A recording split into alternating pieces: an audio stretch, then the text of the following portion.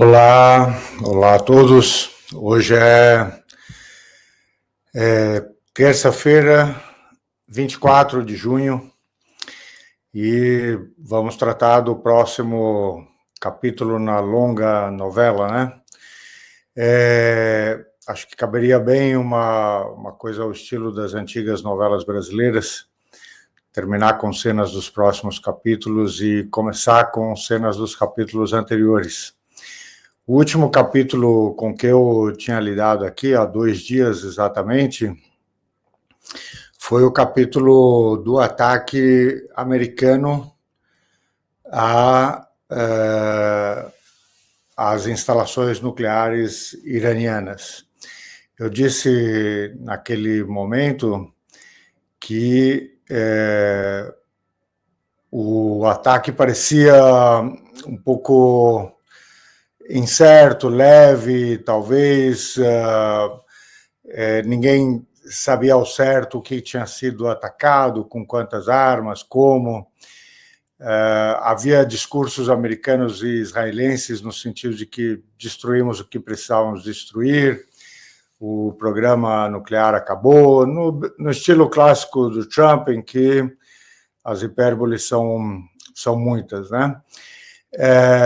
E aí eu dizia, agora precisamos ver o que o Irã vai fazer. Então, nós tivemos uma resposta a isso, muito importante, é por isso que eu chamo este vídeo de o Irã chamou o blefe, né, dos Estados Unidos, ou então pagou para ver a carta que os outros tinham na mão, num gesto talvez muito arriscado, já vamos falar sobre isso, mas o Irã foi lá e respondeu ao ataque americano, que era algo que muita gente esperava que não acontecesse, muita gente apostava que não aconteceria, levando em conta, sobretudo, o fato de que tinha sido um ataque razoavelmente fraco, portanto, um tipo de ataque que daria aos Estados Unidos a oportunidade de dizer: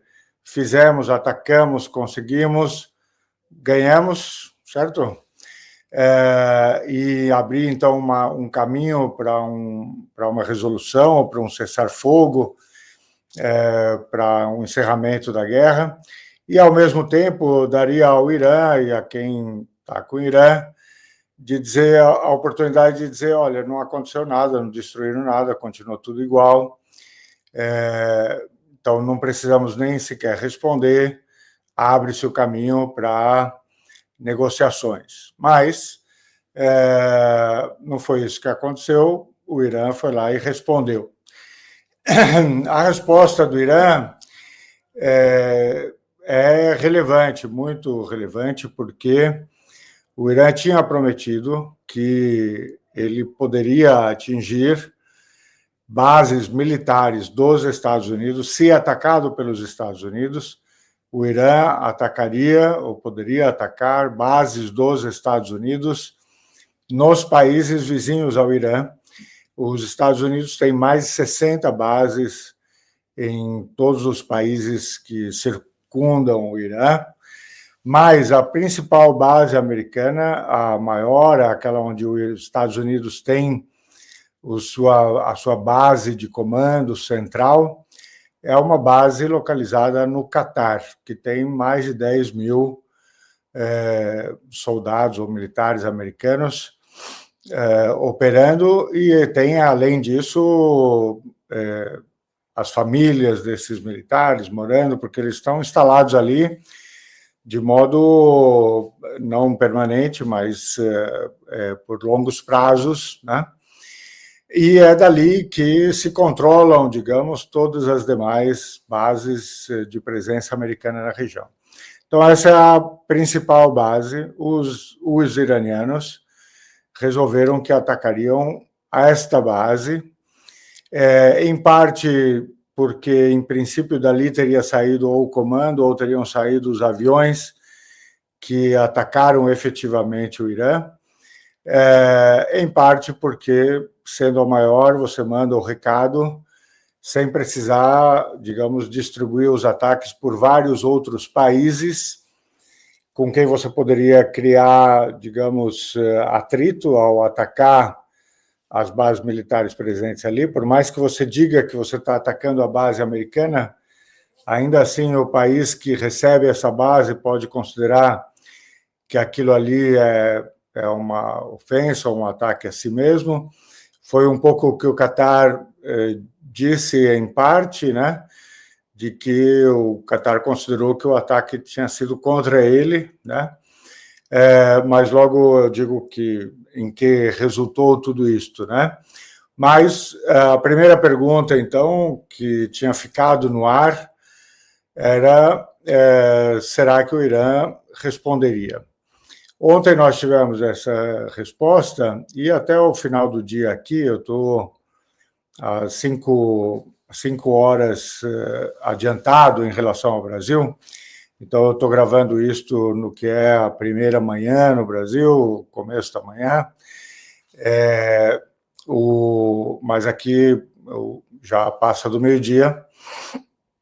Então, nós tivemos essa resposta ontem, e eu até contemplei falar sobre o assunto ontem à noite, mas eu esperei, digamos, pelo próximo passo. Quando perguntado ontem sobre para onde eu achava que isso andava, a minha resposta sempre bom, precisamos ver quem vai dar o próximo passo. E a pergunta ontem era justamente essa: o que farão os Estados Unidos? O ataque à base americana foi feito pelo Irã no momento em que o Conselho de Segurança Nacional americano se reunia com o Trump, ou seja, eles estavam reunidos enquanto aconteceu o ataque, e eles estavam reunidos para decidirem o que fazer, os próximos passos, para onde ir com relação ao Irã. Então, havia, claro, a possibilidade de que o grande plano do Netanyahu se tornasse realidade, se realizasse, com os Estados Unidos decidindo, após o ataque à base do Qatar, atacar de modo muito mais forte, muito mais compreensivo o Irã, ou seja, iniciar uma guerra aberta contra o Irã. Essa era uma possibilidade, ela não estava eliminada, era o grande medo, por um lado, né, de que a coisa se desenvolvesse deste modo e que os Estados Unidos passassem a um ataque frontal e direto contra o Irã mais aberto, e aí, como eu disse, o Israel ficaria de lado, meio que assistindo, né, às próximas cenas, mas havia a possibilidade de que os Estados Unidos, eles mesmos, né, dissessem, já que houve uma preocupação iraniana com a proporcionalidade, quer dizer, o ataque foi contra a maior base americana, mas foi um ataque em que os iranianos mesmo fizeram questão de dizer que eles foram atacados com 6 bombas, então eles enviaram 6 mísseis. Parece que os catares, o Qatar foi avisado do ataque, ou seja, se ele foi avisado, os Estados Unidos foram avisados. Dava tempo, portanto, de esvaziar a base, de não ter pessoas que pudessem ser mortas no ataque, que o desgaste não fosse muito grande e que o ataque ficasse um pouco mais no plano do simbólico, no sentido de vocês fizeram um ataque quase simbólico às nossas instalações nucleares, mas fica o símbolo, vocês atacaram o nosso país, atacaram a nossa soberania, assim dizem os iranianos, então nós vamos responder, não podemos deixar sem resposta um ataque à soberania, vamos responder contra uma base americana, mas com mais ou menos o mesmo peso do ataque recebido, certo?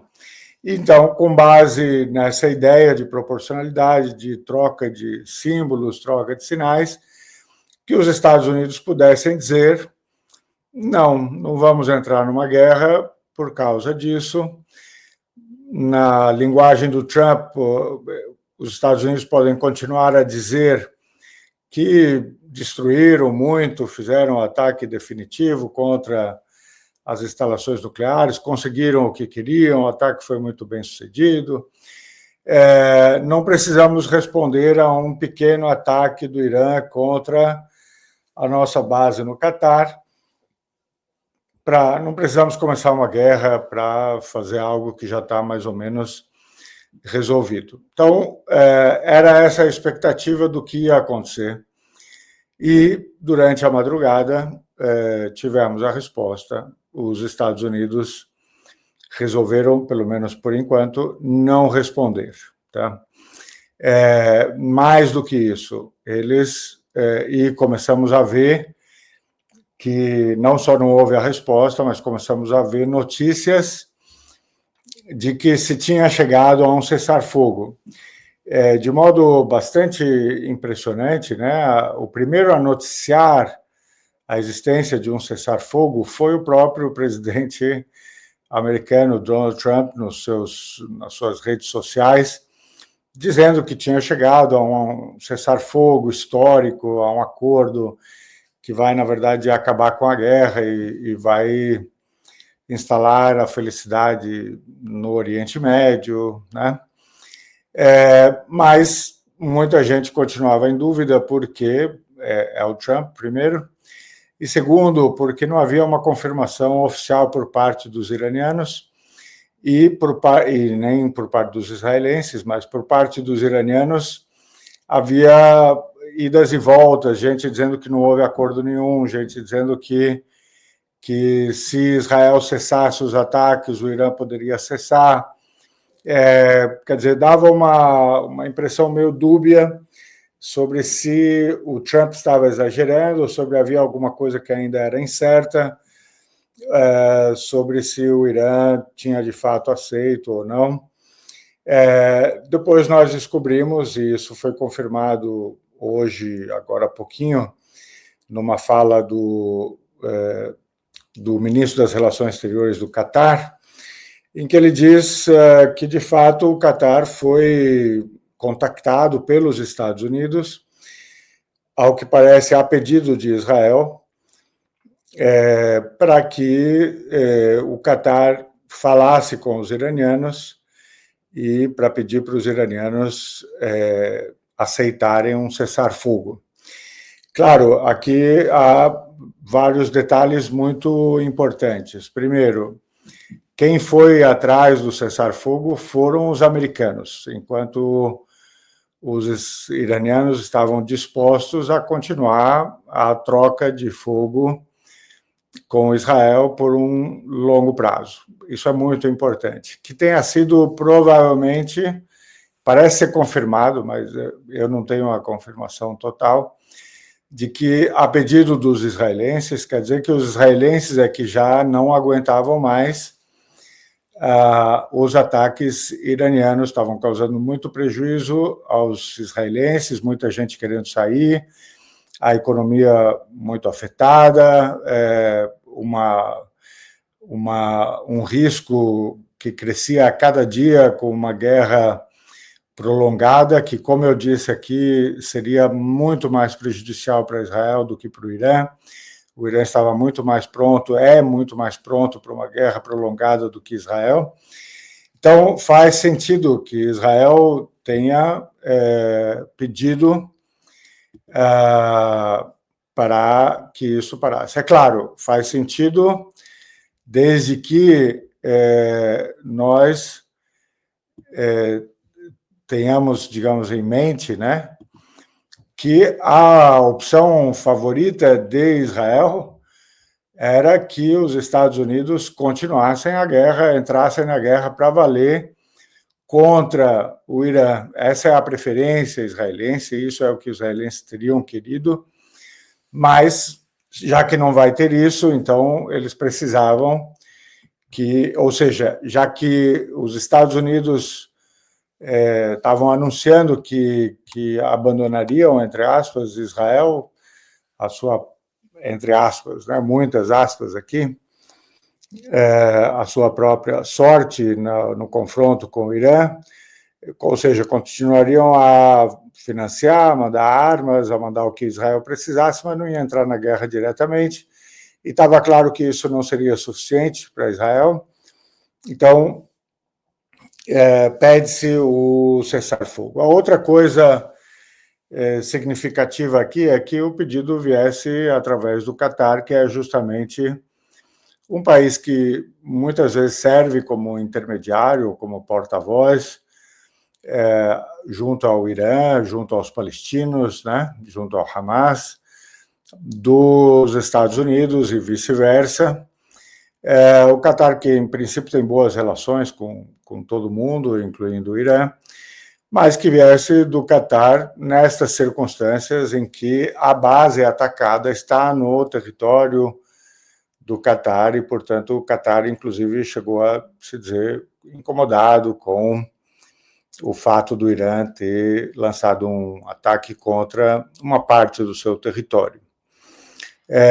Como eu disse, então, Israel queria que a guerra continuasse, mas a guerra tinha que ser empreendida pelos Estados Unidos, e isso ficou claro que não ia acontecer.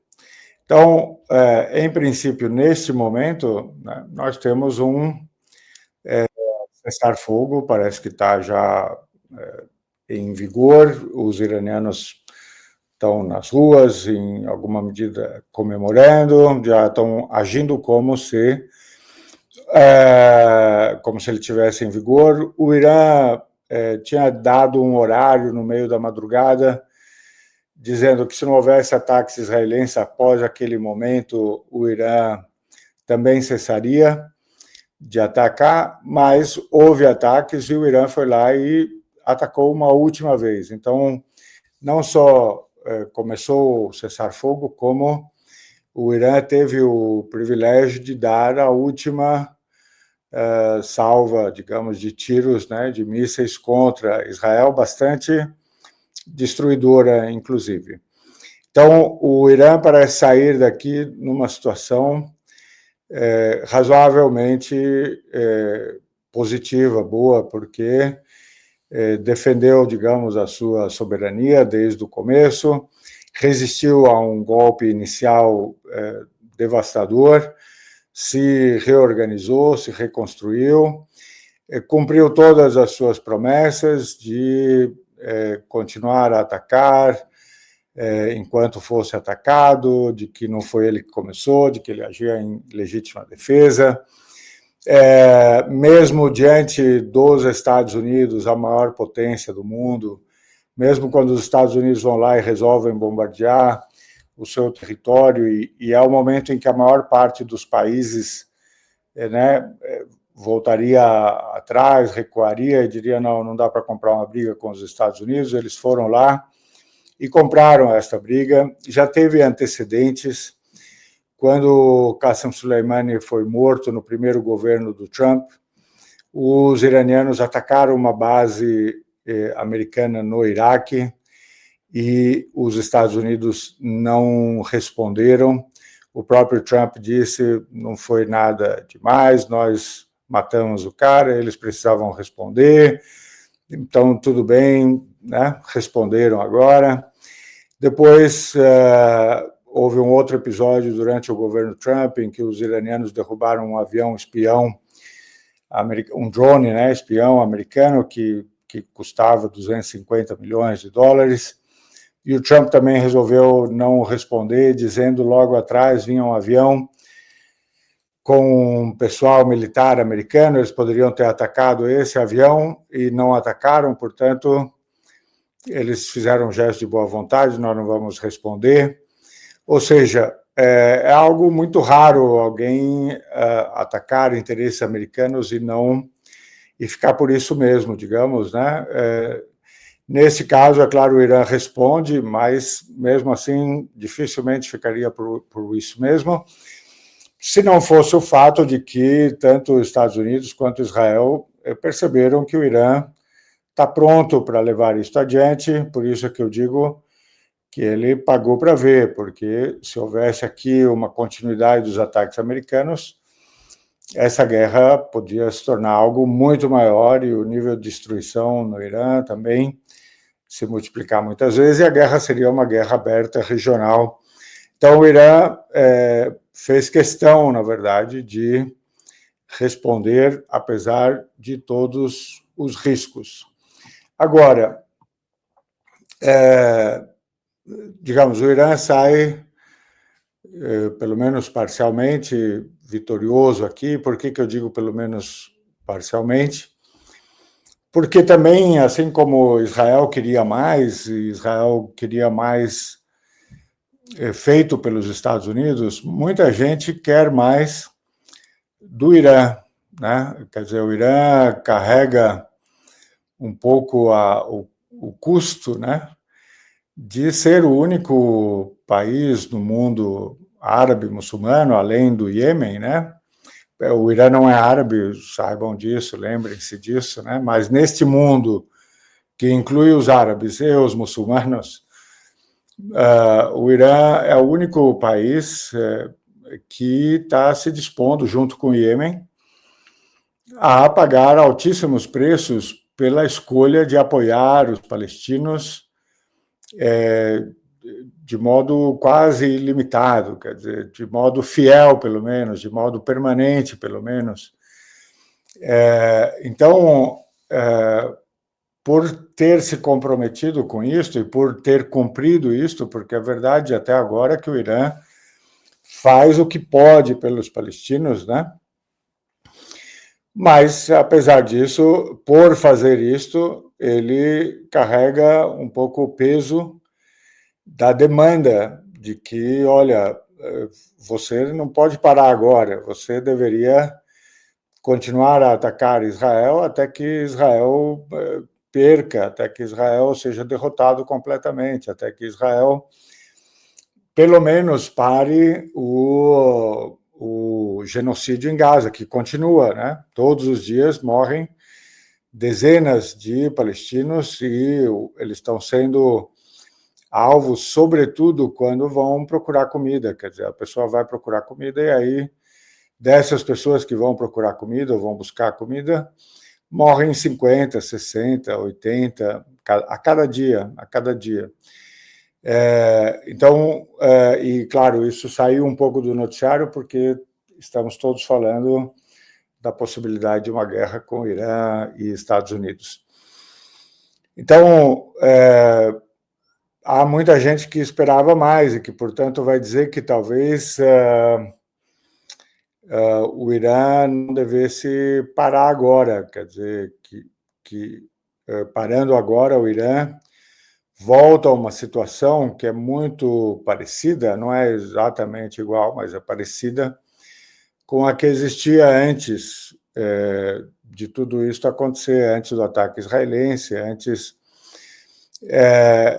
porque não há, digamos, vitória definitiva sobre Israel, e isso pode até ser verdadeiro, quer dizer, eu já ouvi alguém dizer que se o Irã, depois dessas trocas aí com Israel, voltasse à situação anterior, isso seria uma derrota para o Irã e para o campo da resistência e mesmo para os palestinos.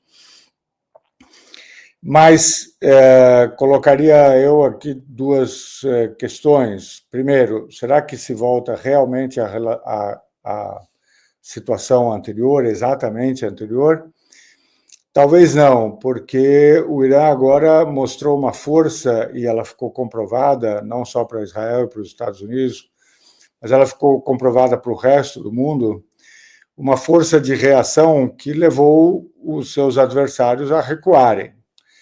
Então, isso não é exatamente, eu acho, a mesma posição de quando antes eles resolveram atacar, como se eles provavelmente não vão parar de incomodar o Irã, não vão parar de tentar derrubar o regime no Irã, mas tiveram que recuar, pelo menos momentaneamente, diante de uma força que ficou demonstrada. Depois, o Irã ganhou muito em legitimidade internacional, porque todo mundo percebeu que ele foi atacado, ele agiu em legítima defesa, agiu de modo muito correto.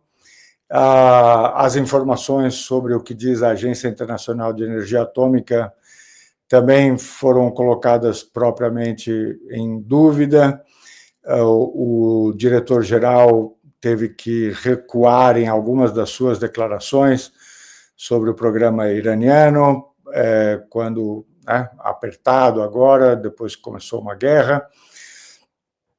Então, pode ser que o Irã não volte exatamente para a mesma situação em que estava, e imagino eu que, se houver tentativas de negociação sobre o programa nuclear iraniano, como era assim, o que estava acontecendo antes dessa guerra, que o Irã volte muito mais duro.